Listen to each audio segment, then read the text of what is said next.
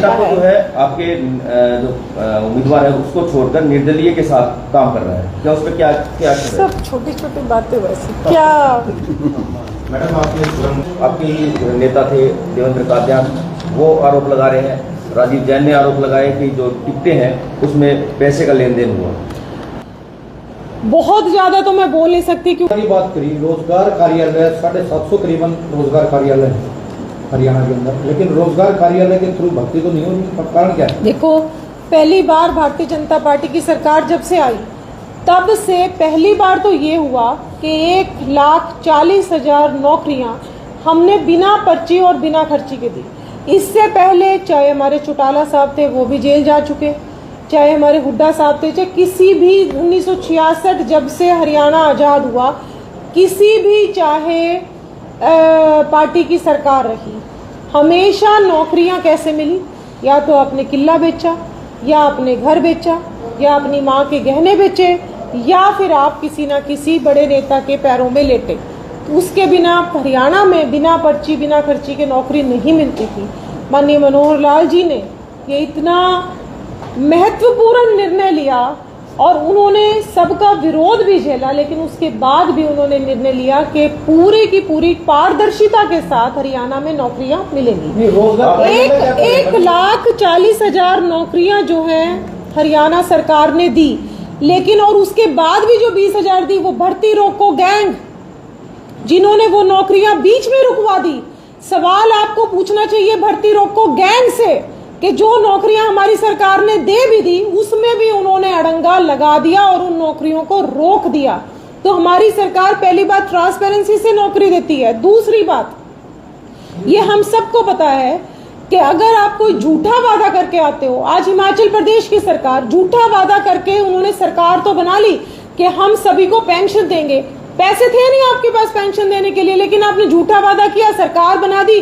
आज वहां की सरकार भी कंगाल हो गई और एक एक हिमाचल प्रदेश का वासी जो है खून के आंसू रो रहा है। तो ये आप सबको पता है कि हरियाणा सरकार हो चाहे भारत की सरकार है, एक सीमित संख्या को ही सरकारी नौकरी मिल सकती है। लेकिन उसके बाद कैसे युवा रोजगार अपना खुद खड़ा करें, चाहे वो एमएसएमई है, चाहे वो स्टार्टअप इंडिया है, चाहे वो स्टैंड अप इंडिया है, चाहे वो स्किल इंडिया है, चाहे वो कौशल रोजगार है, हर एक आयाम कि कैसे मैं खुद एंटरप्रेनर बनूं, कैसे मैं नौकरी देने वाली बनूं, लोगों के लिए रोजगार क्रिएट करने वाली बनूं।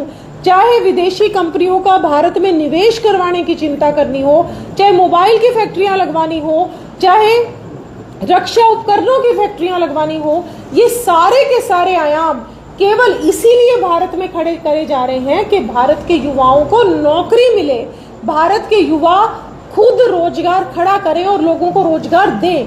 तो ये है मकसद, क्योंकि ये आपको भी पता है और हम सबको पता है कि हरियाणा हो चाहे भारत हो, हर युवा को नौकरी सरकार नहीं दे सकती। हमें रोजगार कैसे खड़े होंगे उसकी चिंता करने के लिए पूरी की पूरी सरकार लगातार प्रतिबद्ध है।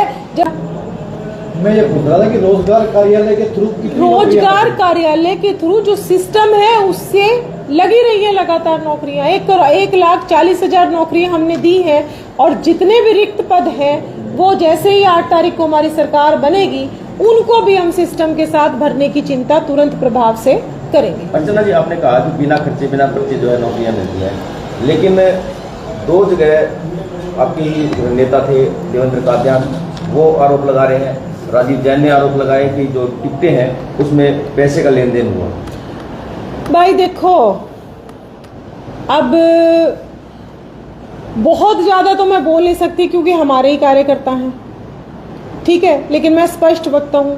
भाई राजीव जैन जी ने कल ही पर्चा उठा लिया और वो वापस भारतीय जनता पार्टी के कार्यकर्ता बन गए हैं, और भाई देवेंद्र कादियान का थोड़े से दिन में दिखा देंगे हम। तो इसलिए मैं कुछ भी कमेंट ना करूं इस विषय के बारे में तो ज़्यादा होगा। कुछ चीज़ें होती हैं कि चुनावी रणनीति के माध्यम से हर आदमी को अपने आप को प्रोजेक्ट करना होता है, तो इसके बारे में अगर नो कमेंट्स रहे, सिर्फ मैं आपको यही प्रार्थना करूंगी, वेट एंड वॉच, आप देखते जाइए। 8 अक्टूबर को नज़ारा आपके सामने होगा। भूपेंद्र सिंह हुड्डा कह रहे हैं कि कांग्रेस आ रही है और भाजपा जा रही है और लगातार अलग। भाई साहब ऐसे है, अगर ऐसे अपने आप को नहीं बेचेंगे तो कैसे चलेगा। भूपेंद्र सिंह हुड्डा जी को तो कहना ही पड़ेगा, लेकिन आपकी माध्यम चैनल के माध्यम से मेरा सिर्फ एक ही सवाल है भूपेंद्र हुड्डा जी से कि क्या आपकी पार्टी में इतने वर्षों तक कांग्रेस का केंद्र में भी और प्रदेश में राज रहा, क्या दीपेंद्र हुड्डा के अलावा कोई कार्यकर्ता पूरे हरियाणा में नहीं है?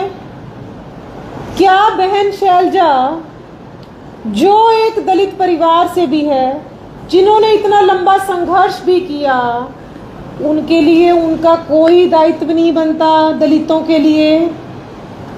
क्या राज्यसभा की टिकट दिलवानी हो तो दीपेंद्र हुड्डा, रोहतक से लोकसभा लड़वानी हो तो दीपेंद्र हुड्डा, आज पूरे हरियाणा में जो पोस्टर्स लगे हुए हैं, सोनिया गांधी की इतनी सी फोटो, राहुल गांधी की इतनी सी फोटो, प्रदेश अध्यक्ष की इतनी सी फोटो, ये इतने बड़े बड़े नेता तो छोटी छोटी बिंदी। आज मैं पूछना चाहती हूँ दीपेंद्र हुड्डा के पास कौन सा पद है जो उनके इतने बड़े बड़े पोस्टर्स लगे हुए हैं? राष्ट्रीय अध्यक्ष की इतनी सी फोटो, प्रदेश अध्यक्ष की इतनी सी फोटो, सोनिया गांधी राहुल गांधी की इतनी सी फोटो, चमक कौन रहा है? केवल दीपेंद्र हुड्डा। तो ये तो खाली बापू बेटे की पार्टी है और अपने बेटे के सुनहरे विकास के लिए, सुनहरे भविष्य के लिए वो कहते हैं हम हुड्डा की सरकार, कांग्रेस की सरकार बनाएंगे।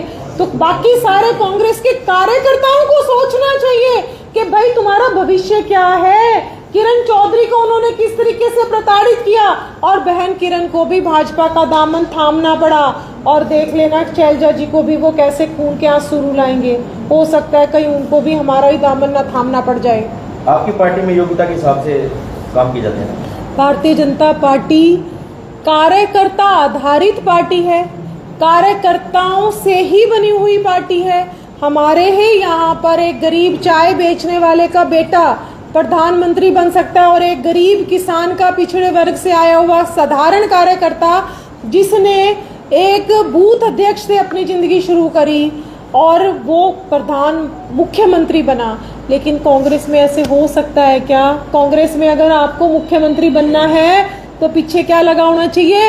हुड्डा। और अगर आपको केंद्र में कुछ बनना हो तो आपके पीछे क्या लगा होना चाहिए? गांधी। लेकिन भारतीय जनता पार्टी में ऐसा कुछ नहीं है कि मेरे पीछे सैनी लगा होना चाहिए। अब पहले वो भी हमारे कार्यकर्ता थे गरीब परिवार से, मनोहर लाल खट्टर जी।